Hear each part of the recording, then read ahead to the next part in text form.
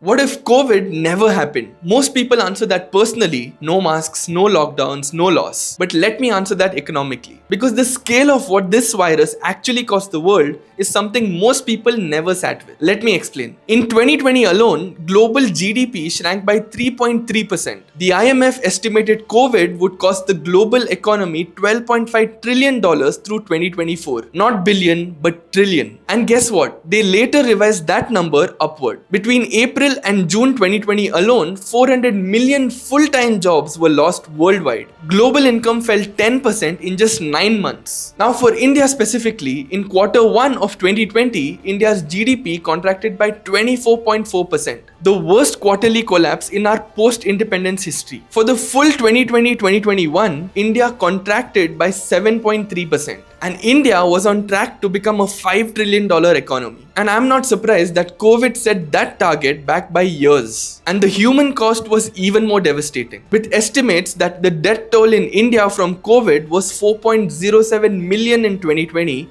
and 2021 alone. The official count at the time was under 500,000. The real number was 8 times higher. And the part that nobody talks about is that COVID also accelerated 3 things that changed India permanently. UPI adoption exploded, digital payments crossed 100 billion transactions a year, and India's pharma sector proved to the world that we could manufacture vaccines at scale for the planet. We became the pharmacy of the world, not just in words, but in action. Now here is my position. COVID was the most expensive stress test in human history, and we passed most parts of it. And the version of India that came out on the other side is fundamentally different from the one that went in. Follow me for more such what if situations.